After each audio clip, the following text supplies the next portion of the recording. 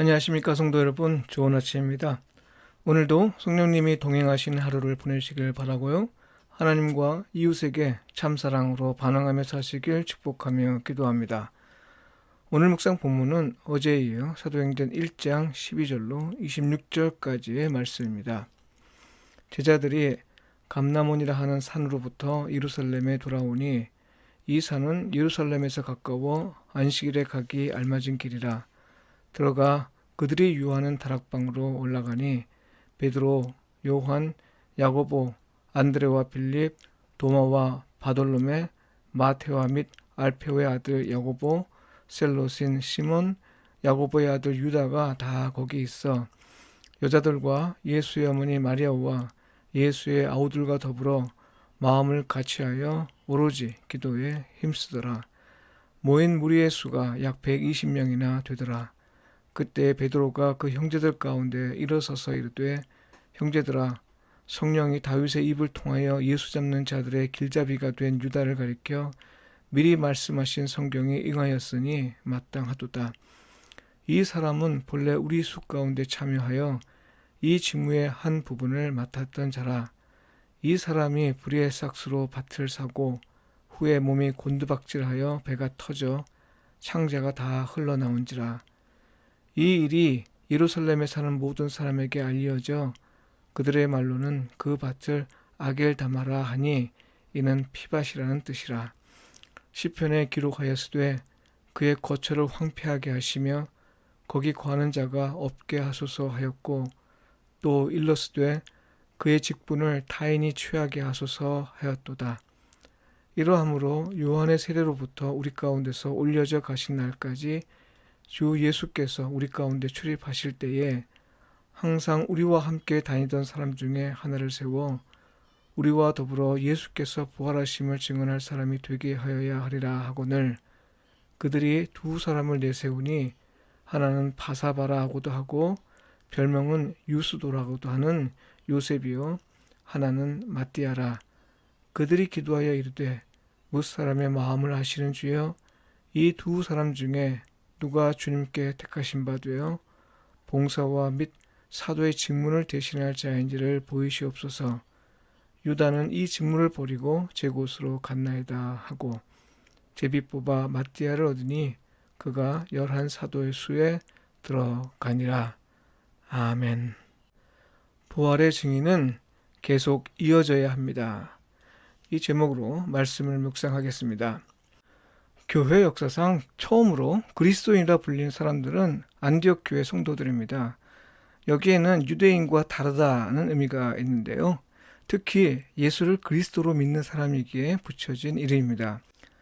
그리스도를 믿는다는 말이 당시에 어떻게 이해되었는지 사실 오늘날 그 정확한 의미를 말하는 건 쉽지 않습니다. 다만 여러 신학적 견해들을 살펴보건대 신뢰한다는 의미가 아닐지 싶습니다. 신뢰한다는 건 따른다는 말입니다. 제자로 번역된 헬라어 원뜻은 뒤를 따르는 사람입니다. 그러니까요, 그리스도인은 예수님이 그리스도임을 받아들이고 그분을 신뢰하여 그분의 가르침을 따르는 사람입니다. 예수님의 12 제자들을 가리켜 사도들이라 했다면요, 예수님이 더는 계시지 않은 때에 예수님을 그리스도로 믿고 그분의 가르침을 따르는 사람들을 가리켜 그리스도인이라 한 것이죠. 이건 내부적인 시선이 아니라 외부의 시선에 따른 명칭입니다. 안디옥 교회 성도들이 구체적으로 어떤 삶을 살았는지 잘 모릅니다. 그러나 교회 밖 사람들의 눈에는 안디옥 교회 성도들이 그리스도라는 이름을 가진 사람의 가르침을 따라 살았던 거죠. 그런데 예수님이 승천하신 때에는 아직 그리스도인이라 불리기 전입니다. 뒤를 따른다는 의미의 제자들은 있었습니다. 그렇다면 이런 의문이 듭니다. 아직 그리스도인이라 불리기 전에 예수님을 믿고 그분의 가르침을 따라 산 사람들은 어떤 모습으로 비추어졌을까요? 예수님의 제자는 대표적인 표현입니다만 겉으로 드러난 그들의 특징은 무엇이었을까요? 오늘 본문에는 가룟 유다를 대신하는 사도를 뽑는 장면이 나옵니다. 베드로의 말을 들어볼까요? 사도행전 1장 21절로 22절 말씀입니다. 요한의 세례로부터 우리 가운데서 올려져 가신 날까지 주 예수께서 우리 가운데 출입하실 때에 항상 우리와 함께 다니던 사람 중에 하나를 세워 우리와 더불어 예수께서 부활하심을 증언할 사람이 되게 하여야 하리라. 네, 베드로는 여기서 사도의 두 가지 특징을 말하고 있는데요. 하나는 항상 함께 다니던 사람이고 다른 하나는 예수님의 부활을 증언하는 사람입니다. 이 두 조건을 충족하는 사람으로 새로운 사도로 선택된 사람은 마띠아입니다. 이로써 12명의 제자가 다시금 채워진 거죠. 여러분, 새로운 사도를 충원하는 과정에서 우리가 주목해야 할 점이 두 가지 있습니다. 첫째는 사도는 부활을 증언하는 사람이라는 거고요. 둘째는 유스도라는 별명을 가진 바사바가 아니라 마띠아가 선택된 사실입니다. 네, 첫 번째 사항은요. 비록 사도의 의미는 아니라도 제자가 되기 위해 충족해야 할 조건이라 할 수 있습니다. 그리스도인은 부활을 증언하는 사람입니다. 증언은 죽었던 예수님이 다시 살아나셨다는 걸 직접 경험한 사람만이 할 수 있는 겁니다. 오늘 우리는 직접 볼 수는 없으나 성령님의 역사를 통해 그분이 살아계심을 경험합니다. 살아계심을 경험하지 못하면 우리는 결단코 증인이 될 수 없죠. 그런데도 만일 증인이라 자처한다면 그건 거짓 증언을 하는 것이죠.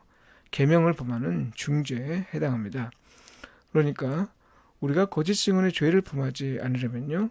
모든 그리스도인은 예수께서 살아계심을 경험할 수 있어야 합니다.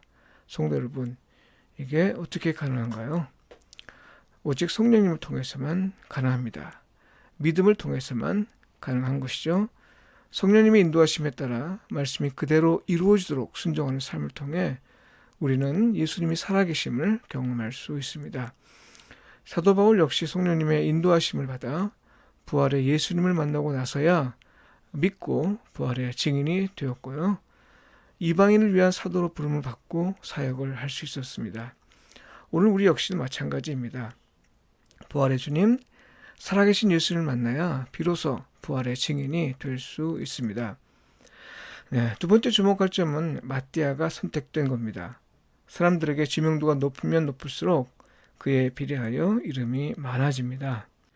바사바가 유스도라는 별명이 있다는 건 그만큼 당시 사람들에게 지명도가 높았다는 뜻입니다. 그런데 사도로 선택된 사람은 바사바가 아니라 마띠아였습니다. 마띠아는 이곳 외에 더는 나오지 않는 이름입니다. 무명의 사람이란 뜻이죠. 하나님은 중심을 보시지만 또한 약한 자를 들어 사용하시어 당신의 능력을 나타내십니다. 마띠아가 선택되는 과정을 통해 우리는 이 사실을 다시 한번 확인할 수 있습니다. 성도 여러분, 우리는 부활의 증인으로 부름을 받은 사람입니다. 우리는 약합니다. 그러나 우리를 사용하시는 분은 하나님이십니다. 세상에서 유명해지려고 노력하기보다는요, 무엇보다 하나님의 말씀에 순종하는 사람으로 세상에 알려지길 기대하며 사시길 바랍니다. 기도드리겠습니다. 우리를 자녀로 삼아주시고 그리스도인으로 살도록 하신 하나님, 우리가 부활의 주님을 만날 뿐 아니라 우리가 주 안에 있고 주님이 우리 안에 거하시는 사람이 되게 하여 주소서. 비록 약하지만 주님을 신뢰하는 사람으로서 하나님이 사용하시길 갈망하며 살게 하소서. 아멘.